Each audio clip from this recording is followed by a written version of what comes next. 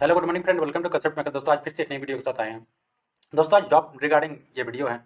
दोस्तों SAIL steel authority of India limited ने एक रिक्रूटमेंट निकाला है। दोस्तों क्या है रिक्रूटमेंट के बारे में हम लोग डिटेल में बात करेंगे। क्या जॉब रिलेटेड, क्या पोस्ट है इसमें, क्या इसमें एज है, क्या इसमें एजुकेशन क्वालिफिकेशन होना चाहिए, क्या इसका एग्जाम का पैटर्न होगा, कौन कौन इसमें एलिजिबल होंगे, सारे चीज़ पर डिटेल में हम लोग बात करेंगे दोस्तों। और हम लोग स्टार्ट करते हैं दोस्तों। तो जैसे कि आप लोग देख पा रहे हैं दोस्तों, हेडिंग में स्टील अथॉरिटी ऑफ इंडिया। ये क्या है? Steel authority of India.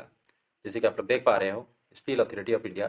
तो ये स्टील अथॉरिटी ऑफ इंडिया का क्या काम है दोस्तों कि हमारे जो इंडिया कंट्री में और फॉरेनर में एक्सपोर्ट भी करते हैं। स्टील सेक्टर है दोस्तों, यहाँ पे स्टील बनाया जाता है, जैसे आयरन आयरन बनता है, स्टील बनता है, जितने भी लोहा रिलेटेड काम होती है दोस्तों यहाँ पर।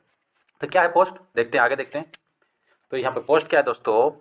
वैकेंसी, नंबर ऑफ वैकेंसीज कितना है? 85, 85 टोटल नंबर ऑफ वैकेंसीज दोस्तों यहाँ निकली है। बोकारो स्टील प्लांट, जो सेल हमारा जो है बोकारो स्टील प्लांट में है दोस्तों, बोकारो में स्थित है।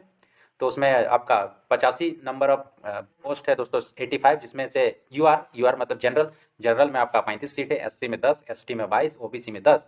और ईडब्ल्यूएस दोस्तों होता है इकोनॉमिकल वीकर सेक्शन। जो जनरल से 10% का आरक्षण मिला है उसको बोलते हैं इकोनॉमिकल वीकर सेक्शन। तो उसका 8 सीट है दोस्तों। OH, HH, VH and other, ये सारा दोस्तों हो गया PWD। PWD मतलब क्या हो गया दोस्तों? हैंडीकैप वाले के लिए। तो हैंडीकैप वाले के लिए टोटल आपका 12 सीट है।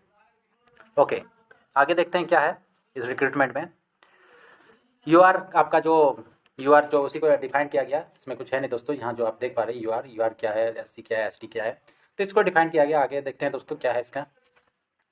तो इसका दोस्तों पोस्ट का नाम क्या है? अटेंडेंट कम टेक्नीशियन ट्रेनी। मतलब क्या है दोस्तों? अटेंडेंट कम टेक्नीशियन ट्रेनी, ट्रेनी पोस्ट है दोस्तों ये। ओके, आगे देखते हैं क्या इसमें एलिजिबल होना चाहिए। अटेंडेंट कम टेक्नीशियन ट्रेनी। अपर एज लिमिट दोस्तों, अपर एज लिमिट मतलब क्या हो गया दोस्तों? 1/5/2023 तक, यहाँ जो आप लोग देख पा रहे हैं यहाँ पे 1/5/2023 तक आपका 28 साल मैक्सिमम होना चाहिए दोस्तों। अगर 28 साल से आपका ज़्यादा होता है तो आप इस फॉर्म के लिए एलिजिबल नहीं होंगे। तो एलिजिबल क्राइटेरिया क्या है दोस्तों? एज का। अगर आपका एज ज़्यादा हो जा रहा तो आप एलिजिबल नहीं होंगे। मतलब क्या 28 साल आपका, 28 साल अगर 1/5/2023 तक हो रहा तो आप एलिजिबल हैं। और दोस्तों ये 28 साल अगर आप ओबीसी कैटेगरी से आते हैं तो उसके लिए 3 साल का रिलैक्सेशन मिलता है। मतलब 28 + 3 जोड़ लीजिएगा, उतना साल तक आप एलिजिबल हैं। अगर एससी या एसटी कैटेगरी से आते हैं दोस्तों आप, तो उसके लिए 5 साल का और रिलैक्सेशन मिलता है। मतलब 28 + 5 का और रिलैक्सेशन मिलेगा।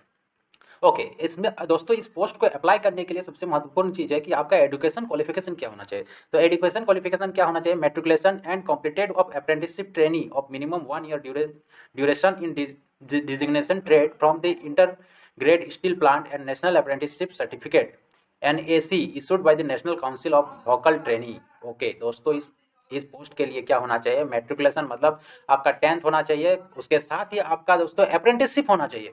अगर आप ITI किए हैं तो ITI से भी अप्रेंटिसशिप होता है, 10th लेवल पे भी अप्रेंटिसशिप होता है। तो अप्रेंटिसशिप आप कर रहे हो तो ऐसा नहीं है कि आप कोल सेक्टर में किए और आप स्टील में अप्लाई करेंगे। इसमें मेंशन किया हुआ है दोस्तों, यहाँ अगर देखेंगे ध्यान से, आप लोग यहाँ अगर देखिएगा तो apprenticeship trainee of minimum 1 year duration designation trade off inter grade steel plant पे होना चाहिए दोस्तों। किस में होना चाहिए? स्टील प्लांट पे जो अप्रेंटिसशिप किए होंगे उसके लिए ये एलिजिबल होंगे वो।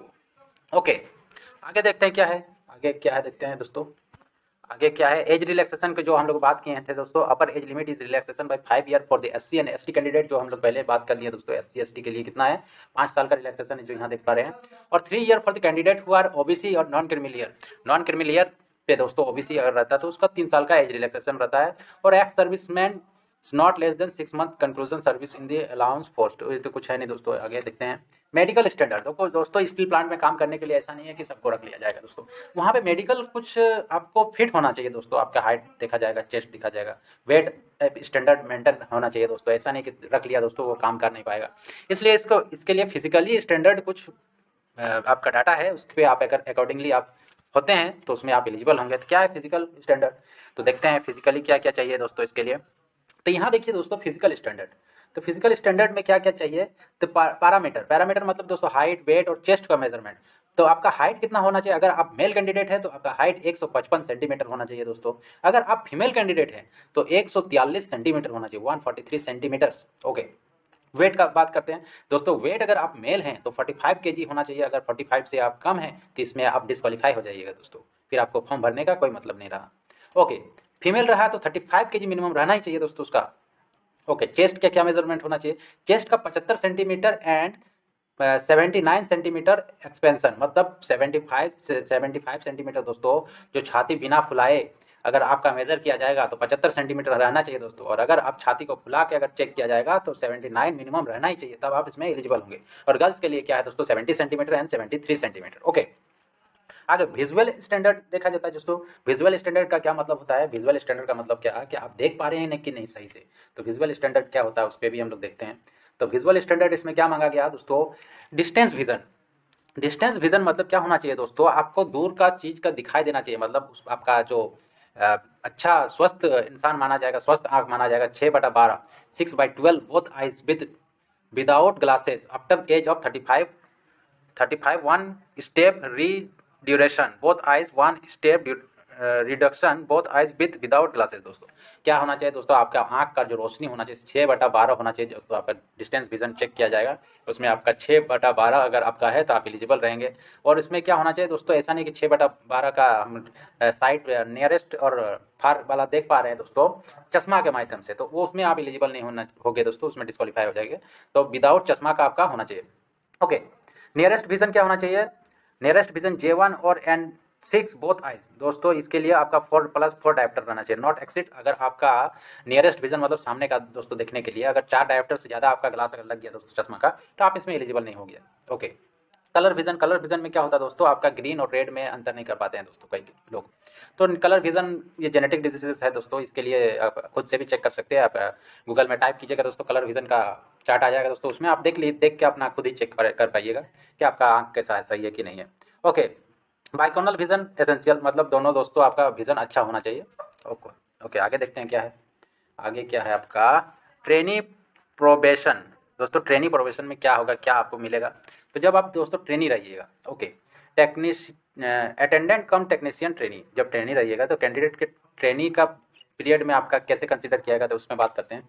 तो candidate selected for the post, यहाँ जैसे देख पा रहे हैं दोस्तों, candidate selected for the post for this post will be placed on the trainee for a period of 2 year followed by 1 year of probation.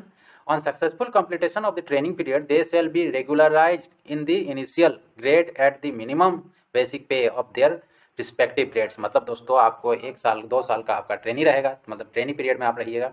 उस दौरान दोस्तों आपको बेहतर प्रदर्शन अगर आप नहीं करते हैं तो आपको डिस्क्वालीफाई भी किया जा सकता है। ऐसा नहीं है कि आपका जॉब होने के बाद आप वहाँ पे एलिजिबल ही नहीं कर रहे तो वहाँ से आपको डिस्क्वालीफाई कर दिया जा सकता है।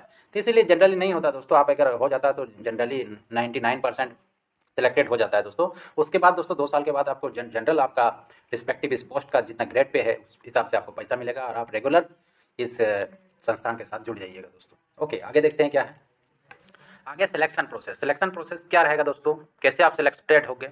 ओके, अटेंडेंट कम टेक्नीशियन, जैसे कि आपको पोस्ट देख ही पा रहे हैं। Eligible candidate will be required to appear for an examination with which में कंप्यूटराइज्ड बेस्ड सीबीटी। दोस्तों कंप्यूटराइज्ड सीबीटी मतलब क्या? आपका ऑब्जेक्टिव क्वेश्चन होगा दोस्तों कंप्यूटर में बेस्ड, जैसे रेलवे में होता है, एसएससी में होता है, सेम तरीका से होगा दोस्तों।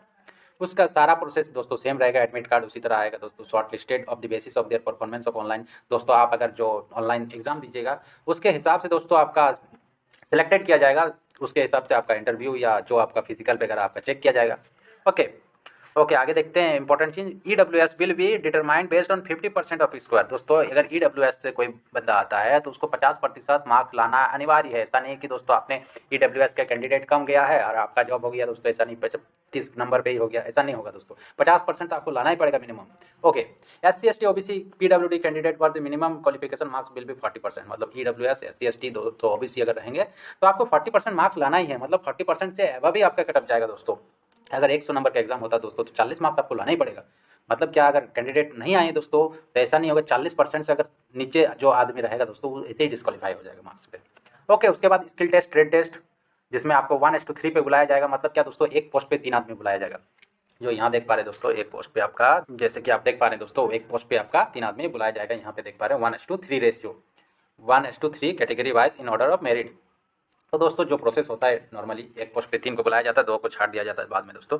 ओके दोस्तों, अगर आपका जॉब हो जाता है दोस्तों, आपका हो गया तो आपका 2 साल जो ट्रेनिंग पीरियड के बाद दोस्तों क्या होगा, आपको क्या ग्रेड पे मिलेगा? तो 25,070 रुपया से आपका प्लस और आपका 35,070 रुपया तक आपका स्केल पे दोस्तों, बेसिक आपको इतना मिलेगा, इससे ज़्यादा आपका जो भी हाउस रेंट होगा, डीए होगा और भी इंक्लूडेड करके बढ़ जाएगा दोस्तों पैसा, आपका बेसिक इतना रहेगा दोस्तों। ओके, आगे देखते हैं दोस्तों, इस फॉर्म को अप्लाई करने के लिए दोस्तों आपको कितना फी पे करना है, मतलब आपको इस एग्ज़ाम को अप्लाई करने के लिए, इस पोस्ट के लिए, तो कितना आपका लगेगा। अगर दोस्तों आप जनरल कैटेगरी से आते हैं या ओबीसी कैटेगरी से आते हैं तो दोस्तों आपको 300 रुपया आपका इस फॉर्म को भरने के लिए लगेगा। वो आपका ऑनलाइन मेथड से आप पे कर सकते हैं दोस्तों, debit card, credit card. Debit card आपका या तो यूपीआई या तो चालान के माध्यम से भी आप कर सकते हो। ओके दोस्तों, अगर आप एससी एसटी या पीडब्ल्यूडी कैंडिडेट है दोस्तों, मतलब हैंडीकैप या डिपार्टमेंटल, उसी डिपार्टमेंट में कहीं काम करते हैं दोस्तों, लोअर पोस्ट में, इस पोस्ट के लिए आप अप्लाई करते हैं, तो उनके लिए दोस्तों आपको 100 रुपया आपको यहाँ पे फॉर्म चार्ज है, 100 रुपया आपको ऑनलाइन के माध्यम से देने पड़ेगा। ओके, नेक्स्ट देखते हैं आप अप्लाई कैसे करेंगे दोस्तों, ये भी बड़ी बात है। तो अप्लाई के लिए कुछ नहीं है दोस्तों, लिंक आपको डिस्क्रिप्शन में डाल देंगे ऑलरेडी, आप वहाँ क्लिक कीजिएगा, डायरेक्ट साइट पे आ जाएगा दोस्तों, वहाँ से आप अप्लाई कर पाइएगा। आपका अप्लाई कब से होगा दोस्तों, ये भी हम आगे अभी बात कर रहे हैं दोस्तों। ओके, तो हाउ टू अप्लाई में जैसे कि आपको लिंक भेज देंगे दोस्तों और प्रोसेस सारा बता देंगे दोस्तों। तो इसके लिए कुछ कुछ दोस्तों आपको रिक्वायर्ड है, क्या होना चाहिए दोस्तों, आपका एक ईमेल आईडी होना चाहिए। ओके, आपका एक वैलिड मोबाइल नंबर होना चाहिए जिसमें दोस्तों आपका एसएमएस आएगा, वेरीफाई होगा। कम्युनिकेशन रिलेटेड के लिए आपका मोबाइल नंबर लिया जाएगा, ताकि आपको अगर जब एग्जाम होगा तो आपका एडमिट आपको इन्फॉर्मेशन मिल जाएगा दोस्तों, इसमें ईमेल आ जाएगा, ईमेल आईडी में ईमेल आ जाएगा, फ़ोन में मैसेज आ जाएगा। इसके लिए आपका मोबाइल नंबर एक जरूरी है दोस्तों, आप अप्लाई करने के लिए। इंटरनेट कनेक्टिविटी तो आजकल तो सभी के पास होता है दोस्तों। Recent scan password size colour photo दोस्तों, आप जब फॉर्म भरिएगा दोस्तों तो उसमें फोटो आपका जरूरत पड़ता है, सिग्नेचर जरूरत पड़ता है, तो वो आपका स्कैन फॉर्म में आपका सिग्नेचर होना चाहिए, आपका फोटो का स्कैन करके रखना चाहिए दोस्तों। ओके, तो आपको पेमेंट का मेथड क्या होगा दोस्तों, नेट बैंकिंग, जैसे कि आप यहाँ पे देख पा रहे हैं। पेमेंट का मेथड क्या है, net banking, credit card, ATM, debit card, ये से आपका एडिट कार्ड से, क्रेडिट कार्ड, डेबिट कार्ड से आप अपने फॉर्म का फिलअप कर सकते हैं। ओके, तो आगे देखते हैं इंपॉर्टेंट नोट्स फॉर ऑल।